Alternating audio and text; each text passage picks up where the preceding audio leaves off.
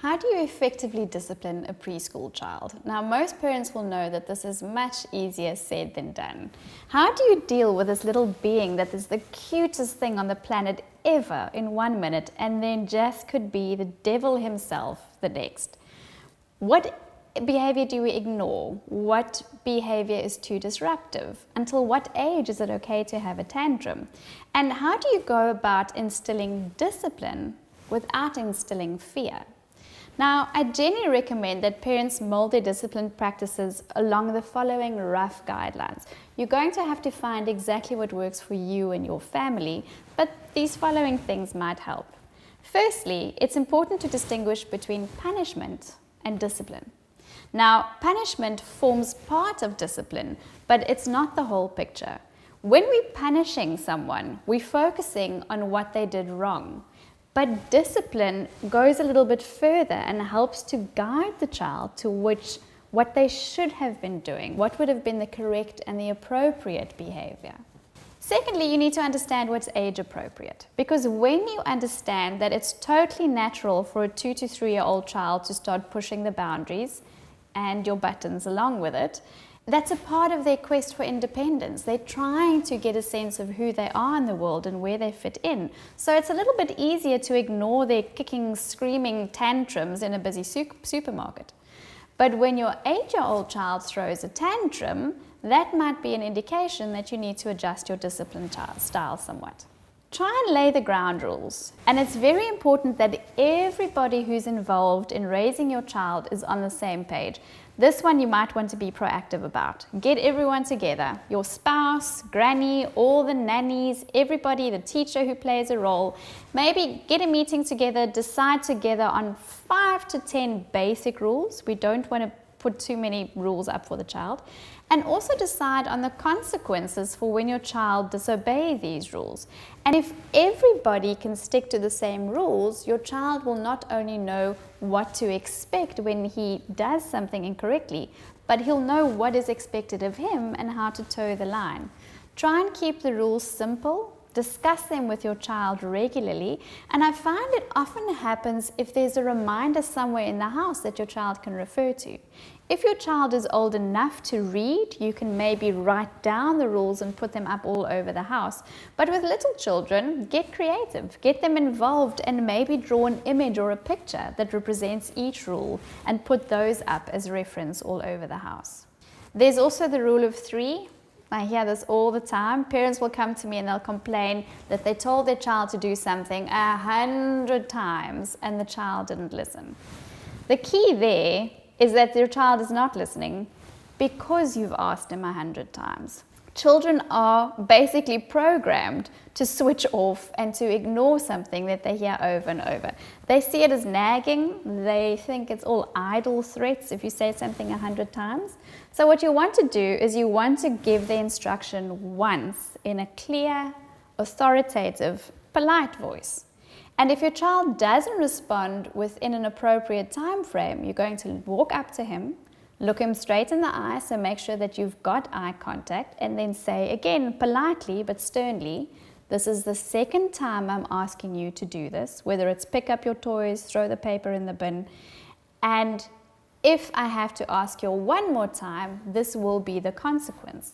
And then if the third time comes around, you say, okay, this is the third time that I've had to ask you to put away your toys, so now there is going to be no iPad or no TV for tonight. Try and take away a privilege.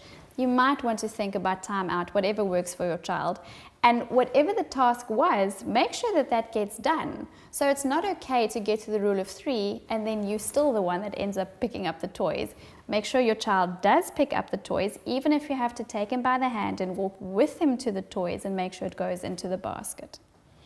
Consequences need to be implemented immediately.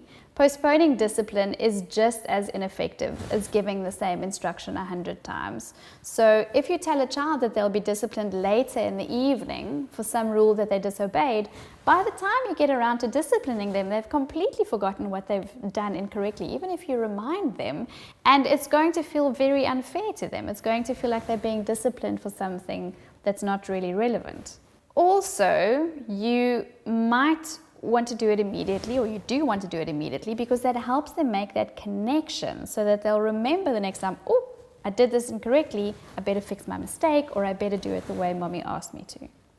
You want to ignore all tantrums, no matter at what age they come about. I know it's much easier said than done, but every time you react to your child's tantrum, you are reinforcing that that is a way to get attention. It's just as bad to react in a negative manner than it is to react to their request. So what you want to do is, we actually call it the robot voice. You are going to, in the most monotone, calm voice that you can think, when your child is kicking and screaming and putting up a fuss, you are just going to say, sweetie, I can't hear you when you scream like that. When you calm down, mommy will listen to you, and then we can talk about what we can do about this, or see how I can help you. It's going to be very difficult, bite on your teeth, but that often helps. It's going to be something that you might want to do a couple of times. It's not going to work the first time, but the more effectively you ignore a tantrum, the more quickly those tantrums start disappearing out of your child's repertoire. Now, a very tricky question is, I'm often asked, what about smacking? Do you smack, do you not smack a child? Honestly, my opinion, I'm totally dead set against it, because it often has the opposite effect. So we're trying to guide our child towards the correct behavior, but by hurting them, we actually, what does that say? Now you want me to do something, but you hurt me when I don't do it. I believe children should be reasoned with. Of course, it's very difficult when they're little. You can reason or start reasoning with a 3, 4, 5-year-old. But what do you do when your child is very small? Now, if you think about it, a smack really should be about grabbing attention. Never ever should it be about actually hurting a child. So what you want to do is employ that same strategy. Get your child's attention somehow. And it's totally okay to do a loud clap, or to a very loud no, to make sure that you have your child's attention, and then make sure that they stop with the behavior that they're doing. What kind of discipline techniques can you use? You're really going to have to experiment with it and see what works for your child. Time out is usually quite effective with small children. Just a note on time out. Time out really is to try and get our children to think about what they've done incorrectly, to calm down. Time out is about both mom and child calming down to a space where they are calm enough to be able to reason with each other.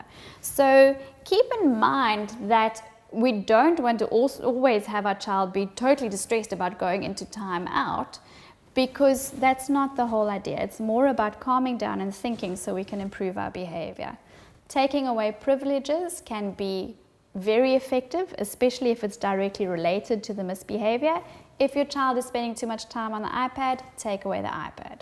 Negotiation is a very important skill to learn, but it can be difficult to allow children to state their case without feeling that they are backchatting you or being impolite. So the golden rule that I always use is to tell children that they can state their case as long as they're polite and they don't show aggression.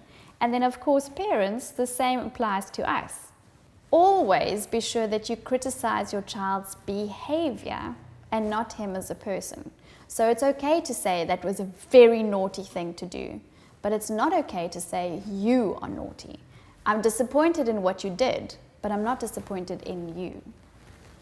Discipline, when it is enforced effectively, even though it's one of the not so fun aspects of parenting, if it's done immediately with love and with guidance, it will lead to a much happier, calmer home environment. It'll teach our children what is appropriate, not just within the home environment, but socially when they're with other people. And it will help them grow in independence and confidence when they know what the boundaries are and what's acceptable and what not. And the great thing about discipline is that if you use it effectively, the chances are that you'll only need to do it a handful of times rather than constantly having to use an ineffective method.